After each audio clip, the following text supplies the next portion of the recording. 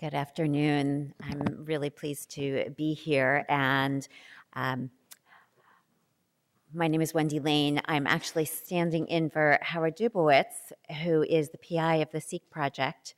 And he would have loved to be here, but unfortunately, um, he had a emergency hip replacement just a couple weeks ago, and he said, help. So I've worked with with Dr. Dubowitz for the past 10 years on SEEK, and so he thought that I would be an okay stand-in. So I'm really pleased to be able to be here to speak with you. And I'd also like to acknowledge the rest of our team. We have had a lot of people working with us in the past 10 years, and I realize that one of the people left off of this is Cindy Weisbart, who is an IPV expert and psychologist. We have no conflicts of interest to disclose. I should disclose our funders over the years, who have included the Administration for Children and Families, the Centers for Disease Control, and most recently the Doris Duke Foundation, who has been funding some dissemination of this intervention. So to start off, I don't think that any of this data is going to be surprising to any of you. There has been growing support for IPV screening, even in pediatric settings. And that's in part because there is a significant overlap between intimate partner violence and effects on children. And in particular, there is an overlap between intimate partner violence and rates of child maltreatment. So approximately 33 to 77% of children who are exposed to intimate partner violence are also maltreated. Another fact that maybe those of you who don't practice in pediatric settings may not be aware of is that the American Academy of Pediatrics actually has a statement about intimate partner violence, and they consider screening for intimate partner violence to be both ethically and clinically important. And they do recommend that pediatricians do screen for intimate partner violence. And it's always nice to see that in print, but actually executing it is another story. So let me start by explaining a little bit about the SEEK model. It's actually hasn't been explicitly focused on intimate partner violence, but our broader goal was to look at child maltreatment and to reduce the rates of child maltreatment by addressing some key associated risk factors. And those risk factors include intimate partner violence. They also include depression, parental depression, parental substance abuse, parenting stress, and food insecurity. And there are three key components to the intervention. The first one is training. So we actually trained our healthcare providers to screen for these risk factors for child maltreatment. And I'll talk a little bit more about the screening process in a little bit. We also trained the providers to do some initial assessment, a very brief initial assessment, realizing that time is always a crunch in pediatric primary care, and also to help them identify resources for referral. So that was the training component. Now we have implemented SEEK in two different settings, and I'll focus more on the second setting as I show you some results. But the first place we implemented SEEK was actually in our primary care pediatric practice over at University of Maryland. At the time, it was called the Pediatric Ambulatory Center. And our intervention was that we had 4 days of resident clinics, and we stratified. So we had two clinic days who were SEEK days, and they were trained and they provided the intervention, and then we had 2 control days. We then disseminated SEEK, we expanded it, and with funding from the Centers for Disease Control, implemented it in community practices outside Baltimore, the hub of Baltimore. So it was a couple of Baltimore City practices, but also practices in counties around Baltimore City. And we we selected practices, we invited practices to participate, and then we randomized to either the intervention or control. The second component of SEEK is the parent screening questionnaire, and this was a one-page screening questionnaire that included all these issues that we wanted to look at that were risk factors for maltreatment. And it also included some introductory sentences, and it also included some lead-in questions that were maybe less sensitive than some of the other topics that we wanted to get to. So it was things like, do you have a smoke detector? Do you have a gun in the home? Now I realize that that's not, that can be a sensitive topic, but we figured that those would be better to lead into some more sensitive questions like intimate partner violence. The third component of the SEEK model was a social worker. So we actually had a social worker in the first project. Since it was at a single site, we had a social worker based at that practice.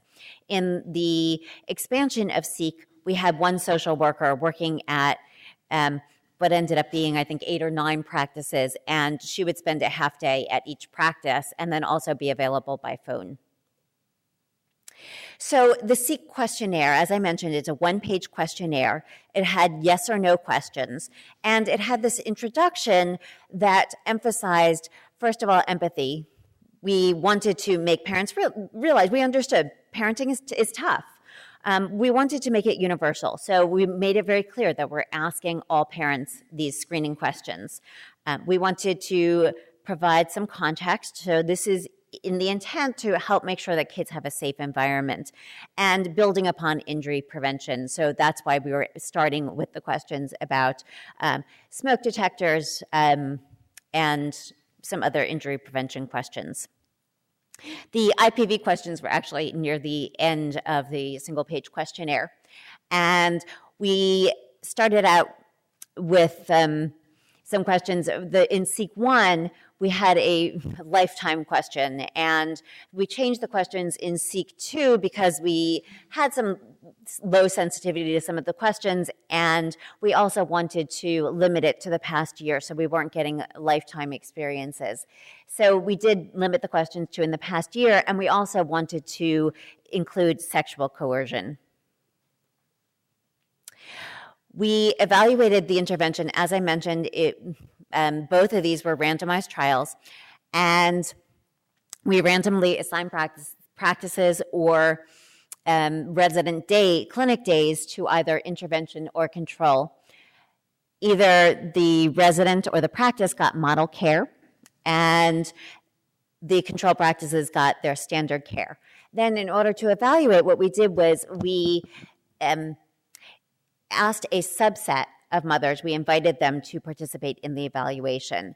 And they completed some gold standard assessments in addition to the regular screening. So every parent in the intervention practices, actually in the second SEEK one, it was just mothers. So everyone got the parent screening questionnaire.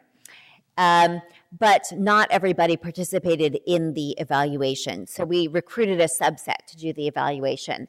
And they completed gold standard questionnaires at the initial recruitment, and then at 6 months, and then at 12 months. And then we also evaluated by doing a chart review and by accessing Child Protective Service records.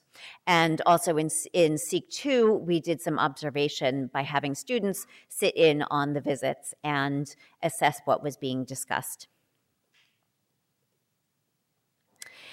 So as I mentioned, there were 2 different samples. So SEEK 1 was inner city, urban, low income, mostly African American. In SEEK 2, it was more of a middle class, mostly suburban population. Much higher proportion of white families, and it was private pediatric practice. So what did we find? I'm mostly going to present the results from SEEK 2, and I'll talk in the discussion a little bit about SEEK 1 as well. This is in part because we were having a screening questionnaire, but we did see significant increases in the rates of screening for intimate partner violence. And this is by medical record review. We found similar results when we looked at the observational data. So these were the students who were sitting in the exam room during the intervention, or during the clinic visit, actually.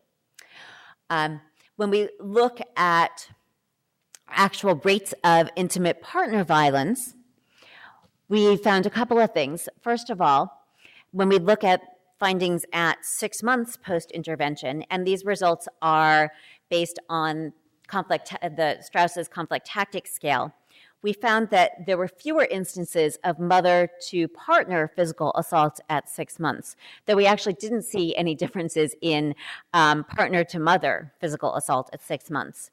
However, when we looked at the 12-month results, we did find fewer partner-to-mother physical assault instances.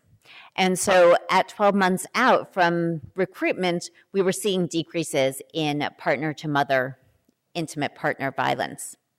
And so we wanted to look at, first of all, the overall outcome was child maltreatment, but we wanted to look at some of the things that might mediate these outcomes. So one of the things that we looked at was whether the change in the physician or the nurse practitioner who is providing the service had an effect on the change in screening practice. And what we found was that the change in screening practice was mediated by the change in comfort level. So in other words, when providers were more comfortable doing screening, they were much more likely to screen. Now, probably not surprising, but important to know that the intervention has to increase the provider's comfort.